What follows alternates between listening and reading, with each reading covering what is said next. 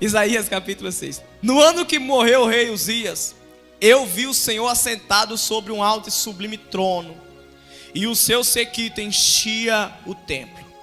E os serafins estavam acima dele, cada um tinha 6 asas, com 2 cobria o rosto, e com 2 cobria os pés, e com 2 voava. E clamavam uns para os outros, dizendo: Santo, Santo é o Senhor dos exércitos, e toda a terra está cheia da sua glória. Aleluia, glória a Deus. Pode assentar-se em nome de Jesus. Queridos, para quem conhece, para quem gosta um pouco da história, gosta um pouco de Bíblia e estuda, dá-se a entender, a Bíblia deixa claro, que Isaías era parente do rei Uzias. O rei Uzias fazia parte, ou melhor, o profeta Isaías ainda fazia parte da família real. Só que, capítulo 6, ele vai dizer: no ano que morre o rei Uzias, ele entra no templo, ele vai à casa do Senhor, e quando ele chega, algo acontece, queridos. Porque a igreja é a mesma. Você vem na terça-feira, a igreja é a mesma. Você vem no sábado, a igreja é a mesma. Você vem no domingo, a igreja é a mesma. O que muda é a condição do qual você entra nela. Isaías entra o ano inteiro, profeta, profetiza, vai no templo, todos param para ouvir. Mas a Bíblia diz que no ano que morre o rei, algo acontece na vida deles. Presta atenção aqui, em nome de Jesus. Porque tem coisas na nossa vida, queridos, que só vai acontecer quando nós perdermos algo. Enquanto o profeta melhor, tinha o apoio do rei, esse rei Uzias, ele é grandemente conhecido como o rei da estratégia, um rei que vencia batalhas, um rei que tinha estratégia para as guerras, um rei que ele já saía na confiança que ia vencer.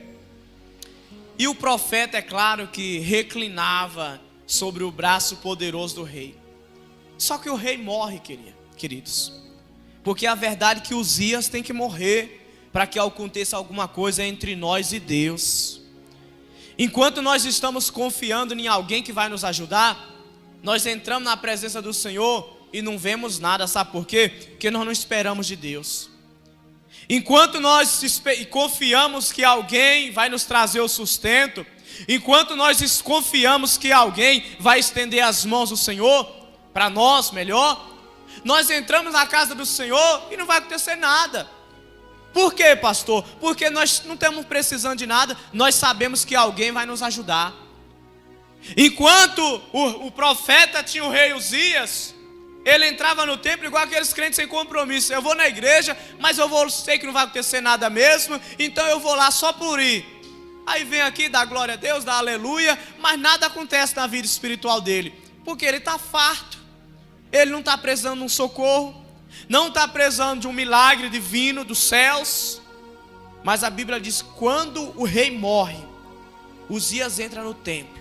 E eu creio, queridos, que ele entra no templo acabado, que ele entra no templo na esperança do grande Jeová Jireh, que ele entra no templo na esperança de Deus fazer algo pela vida dele. Aí no versículo 2 diz, versículo 1 em diante diz, versículo 2: e os serafins estavam acima dele, cada um tinha 6 asas, com 2 cobria o rosto, com 2 cobria os pés, e com 2 voava. E clamavam uns para os outros, dizendo: Santo, Santo é o Senhor dos exércitos, e toda a terra está cheio da sua glória. Sabe aquele dia que você entra na igreja e você não sente só frio quando está frio? Sabe aquele dia que você entra na igreja e só sente só calor por causa do tempo? Não é nem calor espiritual do fogo queimando o altar? Assim fez o profeta. Ele entrava no templo, não sentia nada. Só que quando foi um dia, o coração dele está tão aquebrantado, Eu não sei se você já passou por isso, querido, mas em vez de quando eu passo por isso. Tem vezes que você vem para a igreja de uma tal maneira, querido, com o seu coração se arrastando, com a sua alma chorando, gritando. E quando alguém pega o microfone, alguém canta um louvor e você diz: Deus está falando comigo através do louvor. Sabe aquele dia que você vem com o coração tão sedente de Deus, que alguém chega numa oportunidade e lê um salmo que nós conhecemos, o 23, e diz: o Senhor é meu pastor, nada me faltará. E você diz: Deus está falando comigo. A palavra é a mesma. A pessoa que está lendo é a mesma, que lê todo dia o mesmo salmos. Mas seu coração está tão dependente de Deus, que você consegue ver a glória de Deus até nas coisas simples, em nome de Jesus. Hoje a igreja em si, parece que não acontece muita coisa no mundo espiritual, porque nós vemos para a igreja, mas já estamos abastecidos de tudo, farto. Não precisamos mais que Jesus se manifeste. Não precisamos mais, porque nós temos um vizinho, temos um parente, para chegar e pedir um socorro para ele. Mas quando nós dependemos de Deus, querido, nós entramos na casa e vemos até anjo voando. Que nem diz aquela música: você entra e tem anjos voando para todo lugar nesse lado, em cima do altar, no meio da igreja, porque eu dependo de Deus em nome de Jesus. E no versículo 3 ele diz: e toda a terra está cheia da sua glória. O profeta entra no templo, ele vê o Senhor sentado no seu trono. No trono de Deus tem os serafins voando sobre o trono. Com duas asas ele esconde o seu rosto, com duas cobre os pés, com duas ouvem cantando, dizendo: santo, santo, santo é o Senhor dos exércitos. Querido, tem dia que você entra na igreja, você está tão preocupado. Tem dia que você vem à casa do Senhor, seu coração está lá fora, preocupado com o que vai acontecer, que mesmo que Deus desça, seus olhos não enxergam, porque a questão está entre você e Deus. Segredo: faça um jejum e venha para o culto para tu ver. Ontem estava na vigília, começou a vigília, começamos a orar lá. Pessoal, graças a Deus que ontem pelo menos o pessoal orava, Foi contrário à vigília de sexta. Foi quase 2 horas de joelho, queridos, orando, buscando a Deus ali. Quando eu levantei da cadeira ali, que eu olhei para a nave da igreja, devia ter umas 60 pessoas mais ou menos, tinha umas 6 orando. E eu já levantei já no mistério já. E o pessoal estava assim, sentado, e o abençoado lá orando, lá se acabando, e eu e minha esposa estava de joelho. Aí tinha uma velhinha ali, outra velhinha acolá, mais um irmão, e o resto sentado assim, olhando assim. Aí eu já levantei, já veio no mistério, e o pessoal com aquela cara de morto. Aí você entende, querido, a diferença. O lugar é o mesmo, o pastor que está orando lá é o mesmo, o cantor é o mesmo, mas tem pessoas que estão com o coração disposto a ver Deus e ver em nome de Jesus. Amém, igreja? Versículo 4 diz assim: e os umbrais das portas se moveram com a voz do que clamava, e a casa se encheu de fumaça. Então disse eu: ai de mim, que vou perecendo, porque eu sou um homem de lábios impuros, e habito no meio de um povo de impuros lábios. E os meus olhos viram o Senhor dos exércitos. Queridos, isso aqui é forte demais. Só estava o profeta no templo, só tinha um homem na igreja. Amém, Miriam? Sente lá com sua mãe, para você não tirar a atenção do culto, senão não vai adiantar nada eu estar pregando aqui. A igreja estava vazia de pessoas, porque às vezes a gente vem para o culto, se for sábado a igreja está cheia, eu até dou lugar. Se for sábado a igreja está cheia, eu vejo pessoa pulando, eu pulo também, vejo anjo, vejo tudo. Mas se tiver meia dúzia de pessoas, Pedro, João, o culto não funciona, pastor. Parece que a glória não desceu, eu não consigo engrenar. Não, queridos, só tinha um profeta. A glória estava tão forte, como não tinha ninguém para entrar no manto. Sabe quem estava entrando no manto? Olha o versículo 4 aí. Começo do versículo 4, ei, socorro. Começo do versículo 4, só a parte A do versículo 4. Amém. Sabe quem estava se movendo? com a glória de Deus. Como só tinha só o profeta, mas a casa estava cheia. Quando não tem ninguém para dançar, até as portas dançavam, irmão, na presença de Deus. Os anjos clamaram, santo, santo, santo. E as portas se moviam de tanta a presença de Deus, queridos. Porque nós queremos nos mover com o meio da multidão. Porque se fulano pular, eu pulo. Se fulano... Não, queridos. Quando eu estou com o meu coração está preparado, pode ter uma alma, pode estar você sozinho, você chega aqui, liga o som, começa a entrar no mistério, começa a se envolver com Deus, e você diz, que culto abençoado. Aí alguém pergunta, culto para quem? Eu fiz para Deus, estava eu, Deus, os anjos, e eu ainda dei lugar e ainda cantei uns 10 corinhos em nome de Jesus. Aí ele vê o Senhor, as portas estão sendo agitadas, e ele começa a olhar aquele culto, os serafins clamando, aquela glória encheu todo o templo. Aí preste atenção nisso aqui, queridos. Isso aqui é um sinal de quem vê Deus. Quando você está perto de Deus, sabe qual é o seu sentimento? Pecador. Quando você se afasta de Deus, sabe quem é pecador? Teu irmão, o vizinho, né? O próximo. Mas quando você vê Deus, você quer ver uma pessoa, se ela está ligada em Deus, é quando ela tem o espírito de acusação, que tudo é fulano. Eu pequei por causa de fulano. Lembra da Eva? Eu pequei por causa da cobra. Lembra do Adão? Eu pequei por causa da Eva. E a cobra não teve ninguém para acusar, ela pecou ela mesma, sozinha, puxinha. Mas quando você está próximo de Deus, o sentimento é, meu Deus. Quando você está próximo de Deus, querido, sabe qual é o seu sentimento? Meu Deus. Paulo, ele está buscando a Deus e fala assim, ó, meu conhecimento considero a esterco, a nada.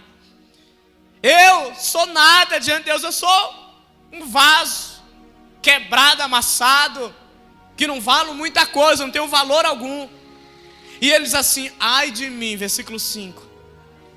Então disse eu, ai de mim, que vou perecendo porque sou um homem de lábios impuros, e habito no meio de um povo de lábios impuros, e os meus olhos viram o Senhor dos exércitos. Sentimento de aquebrantamento, querido. Porque ninguém vê Deus, querido, e consegue dizer assim, ó, não, comigo é assim mesmo.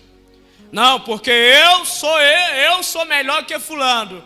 Quando você vê a glória do Senhor, você se joga no chão e diz, eu não sirvo para muita coisa, Senhor. E se o Senhor não tiver misericórdia diante da tua glória, eu morro. Eu não sou digno de estar em tua presença, Deus. Porque se o Senhor não me poupar agora, eu pereço. Só que aí, queridos, o anjo, os serafins que estão entoando louvores diante de Deus, ele ouve a oração do profeta. E no versículo 7 ele vai trazer uma resposta. Acompanhe conosco. Versículo 6. Mas um dos serafins voou para mim, trazendo na sua mão uma brasa viva, que tirara do altar com uma tenaz. E com ela tocou minha boca e disse, eis que isso tocou os teus lábios, e a tua iniquidade foi purificado o teu pecado.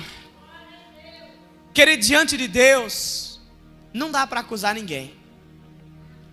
Diante de Deus, não tem como você se justificar. Sabe quando você chega diante de Deus, o que é que você diz? Sou eu, Deus.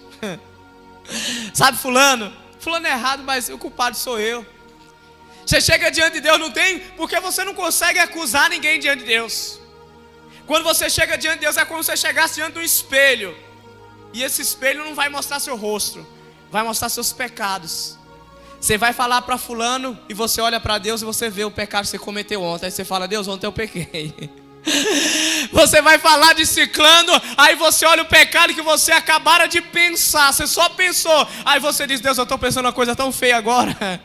Aí você vai falar, Deus, mas sabe onde eu caí? Ontem eu fiquei lá para trás, sabe o que aconteceu? Aí você vai ver outro pecado que você acabou de cometer naquele instante. Aí você vai dizer, ai de mim, Senhor, porque eu sou um pecador em nome de Jesus.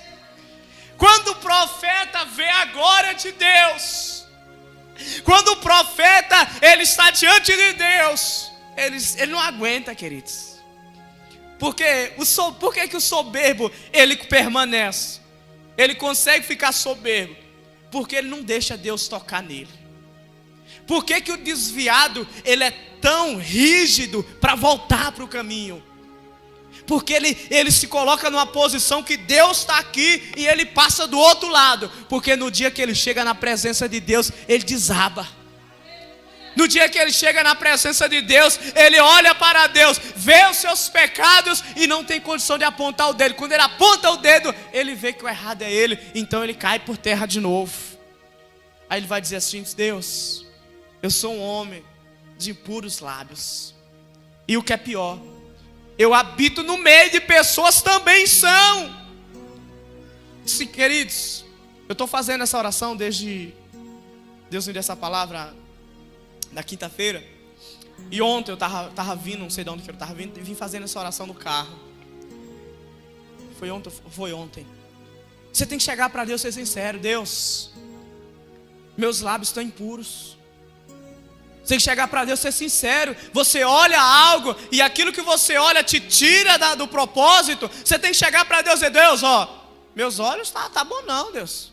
Se o Senhor quiser colocar um colírio de Jeová aí para dar uma clareada e eu começar a olhar coisa boa, o Senhor pode, que o Senhor tem o controle. Meu Deus, ó, meu coração está muito magoado, Deus. Porque aí Deus vai trazer o remédio aonde você está precisando, amém, igreja? Você tem que chegar para Deus e ser sincero com Deus. Ó, Deus, é o seguinte, eu sou pecador, eu vou perecer, mas o problema, na verdade, é que eu estou sofrendo na minha alma, eu não consigo perdoar, Deus. Como é que o Senhor vai fazer a obra na minha vida, me perdoar, se eu não consigo perdoar? Aí o que é que Deus faz? Deus pega, libera um serafim, pega uma brasa, o altar está pegando fogo, querido. É por isso, irmão, o segredo do altar. Falava de manhã, não tem como você se afastar do altar, queridos. Você pode estar no pecado, mas se você ficar lá fora, você permanece no pecado. Mas toda vez que você chega no altar, a misericórdia de Deus te cobre em nome de Jesus. O serafim pega uma brasa do altar, que o altar está fumegando, o fogo está ardendo, e diz: o problema é os teus lábios, é? Então está aqui, ó. Colocou nos lábios dele: seja purificado em nome de Jesus. Se o problema é o teu coração, querido, fala para Deus: Deus, meu coração não está bom não, Deus. Se o problema é, pastor, eu tenho uma mente muito fértil, então fala para Deus: Deus, começa a colocar fogo para ver se ela fica mais santa em nome de Jesus. Minha mente está muito crua, Deus, minha mente está estou pensando muito rápido. Coloca o teu fogo para ver se amadurece em nome de Jesus. Porque, querido, aquilo que você pede, você recebe. Aquilo que você bate, uma hora a porta tem que abrir. Aquilo que você procura, a Bíblia nos garante que uma hora nós vamos achar. Então o profeta diz: ó, o problema está nos meus lábios. Aí Deus, ele coloca os serafins e diz: é purificado o teu pecado. Versículo 7. E com ela tocou a minha boca e disse: eis que isso tocou os seus lábios, e a tua iniquidade foi tirada, e purificado o teu pecado. Querido, pensa nisso. Imagina um profeta e Deus falar para ele que ele estava em iniquidade. Imagina o maior profeta messiânico, o maior profeta que chegou próximo das revelações de Jesus, o Filho de Deus. Depois ele vai dizer com a virgem vai ter o filho, que Deus vai levantar o trono de Davi eternamente. Por quê? Porque foi purificado, irmãos. Olha o fundo lá, minha filha. Enquanto nós só vamos à igreja, nós estamos indo só para passear. Mas quando nós temos um encontro com Deus, a iniquidade cai por terra, queridos. Quando nós temos um encontro com Deus, o nosso pecado é arrancado. Quando nós temos um encontro com Deus, a acusação, o espírito da acusação tem que sair, porque é aquele que confessa e deixa, a Bíblia diz que encontra misericórdia em nome de Jesus. Versículo 8, diz assim: depois disso, ouvi a voz do Senhor que dizia: a quem enviarei? E a quem há de ir por nós? Então disse eu, o quê? Eis-me aqui. Querido, o profeta, ele não estava ouvindo Deus. O profeta estava vivendo num tempo de regalia, encostado ao braço do rei. Duas coisas acontecem aqui para você pegar rápido aqui para nós terminarmos. Ele entra com o coração aquebrantado, vê o templo cheio da glória de Deus. Ele se joga diante de Deus, confessa os seus pecados, que os lábios dele é impuro. Deus purifica ele. E depois que o camarada, desculpa a força de expressão, está purificado, sabe o que é que ele vai entender? A voz de Deus. Tem pessoas que no meio de tanto pecado não conseguem entender a voz de Deus, queridos. Tem pessoas que no meio de tanta iniquidade, ela não consegue discernir a voz de Deus. Só que quando ele é purificado, a voz de Deus é clara, queridos. Pastor, não estou entendendo a voz de Deus. A iniquidade não está conseguindo fazer você compreender. Pastor, não estou entendendo a voz de Deus. O pecado está fazendo com que você perca o discernimento da voz de Deus. Mas na hora que ele é purificado, aí Deus fala assim: agora, a quem eu enviarei? Quem que há de ir por nós? Querido, né? A pastora estava falando ontem, o missionário estava falando ontem. Depois que você recebe o Espírito de Deus, o que é que você vai fazer com tanta unção? Depois que você está cheio do manto, está cheio do poder, né? Você vai ficar igual aquele amigo lá, que ele era doido para fazer a obra de Deus, obreiro mesmo, e ele ficava ansioso para fazer a obra de Deus. Então ele pegava uma limonada, colocava lá na rede lá, e ficava cantando aquele louvor: eu quero trabalhar para meu Jesus. E lá se balançando na rede e tomando limonada, uma coisa boa, e ainda cantando: eu quero trabalhar. Não, querida, depois que você é purificado, depois que você vê a glória de Deus, aí Deus vai dizer para você: e agora? O que é que tu vai fazer? Quem irá por nós? Eu preciso de alguém para ir por mim. Eu preciso de alguém. Irmãos, sabe o que é que Deus está precisando nesses últimos dias? Pastor, Deus precisar, parece até ser uma palavra meio herética, né? Deus precisar, mas Deus está precisando de alguém que vá por Ele, de alguém que dê testemunho por Ele, de alguém que represente o nome dEle, mas represente com santidade em nome de Jesus. Aí Ele diz assim: nosso papel, eis-me aqui, Senhor, envia a mim. Que depois que você está purificado, querido, você não tem desculpa mais. Depois que você está curado, você não tem mais desculpa. Depois que Deus te curou, que Deus te salvou, que Deus te resgatou, você não serve mais para o mundo. Você não serve para ficar mais lá fora. Agora você tem que dizer: papai, o senhor quer que eu faça mesmo o quê?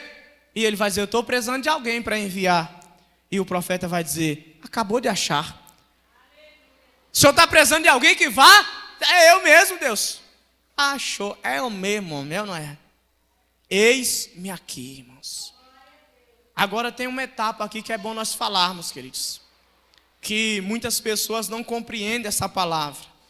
Muitas pessoas, elas não tiveram discernimento. Enquanto você não for purificado, não adianta ir. É ir quebrar a cara. Enquanto Deus não te tocar, você não tiver uma experiência com Deus. Ah, pastor, mas eu vi fulano fazer. Não vai não, por ver. Tem que ser você e Deus. Tem coisa que é particular com você, que Deus te mostrou, você viveu, você passou na pele, que nem diz o nosso amigo Paulo. Eu sei que eu tenho servido, porque eu carrego as marcas de Cristo. Então, depois que ele é purificado, depois que ele tem uma experiência com Deus, aí ele vai se tornar, agora ele vai se levantar para ser o maior profeta das revelações messiânicas. Depois que Deus tira o pecado dele, tira a iniquidade da boca dele, a boca dele está pronta para falar pelo próprio Deus, queridos. Se nós queremos ser enviados por Deus, irmãos, em primeiro lugar, nós temos que fazer tudo para encontrar esse Deus. Nós temos que fazer tudo para sentir a presença desse Deus. Nós temos que fazer tudo para nos encontrar com Deus de uma tal maneira que quando nós chegar diante dele, nós vamos se jogar no chão. E vamos chegar para Deus. Depois que nós encontrarmos esse Deus, nós vamos nos jogar na presença dele. Vamos dizer: ó Deus, eu só tenho um pecado só. Qual que é? É que os meus lábios é impuro. Os meus olhos ainda não conseguem ver só coisa boa. Porque tem muita gente, irmão, vendo pecado demais dos outros. Tem muitas pessoas que vê muita coisa errada. Tem muitas pessoas que ela olha para a igreja, não tem nada certo. Será que o defeito está na igreja mesmo, irmãos? Será que o defeito está no ambiente? Não, queridos. Porque depois, quando você está perto de Cristo, você não vai conseguir olhar para acusar os outros. Você vai examinar, pois, o homem a si mesmo, se jogar no chão e dizer: eis-me aqui, Senhor. É eu que preciso. É eu que vou. Fui purificado? Fui. Fui agora limpado, remido. Então, eis-me aqui. É por isso que a igreja passa por um tempo de preparação, irmãos. Tem muitas pessoas que ela é muito ansiosa. Ah, pastor, mas não, irmãos. Deixa Deus limpar primeiro. Deixa Deus colocar a brasa. Vai queimar um pouquinho, vai arder, vai ficar umas marcas. Mas depois que você for curado, Ele vai dizer: e agora está pronto? Você fala: é comigo. Me envia, que eu vou ser boca do Senhor na terra, em nome de Jesus. Não queira, irmãos, fazer algo antes de ser purificado. Não queira colocar a mão na arca sem ser o sacerdote. Não queira fazer algo só porque você está vendo, eu estou vendo que alguém está entrando, pulando, eu vou pular também. Não. Deus, eu quero que o Senhor me purifique. Eu quero que o Senhor trate comigo. Eu quero que o Senhor me sare. Na verdade, o que está doendo é o meu coração, é meu olho, é meu ouvido, que só ouve. Tudo que eu ouço é coisa ruim. Então coloca a tua braço. Porque depois que Deus colocar a mão, meu irmão, você não serve mais para nada, a não ser servir para Deus. Depois que Deus lhe purificar, você não vai ter mais desculpa. Você vai levantar e dizer: eis-me aqui. E todos conhecem a história do profeta. Ele vai chegar o mais próximo da revelação dos céus sobre a vida do próprio Cristo. Porque foi purificado. Irmãos, quer ter revelação de Deus? Quer ter entendimento de Deus? Deixa Deus te tocar. Deixa Deus te purificar. Deixa Deus chegar perto de você e tirar a iniquidade, tirar o pecado. Aí Deus vai te revelar em nome de Jesus. Amém? Se coloque de pé.